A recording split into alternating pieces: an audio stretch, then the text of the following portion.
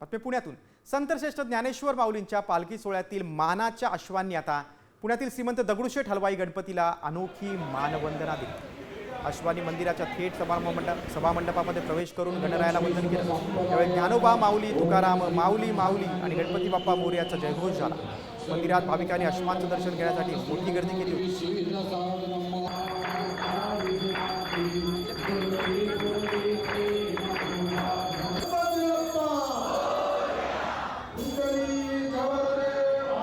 बातमी पुण्यातून संतश्रेष्ठ ज्ञानेश्वर माऊलींच्या पालखी सोहळ्यातील मानाच्या अश्वांनी आता पुण्यातील श्रीमंत दगडूशेठ हलवाई गणपतीला अनोखी मानवंदना दिली।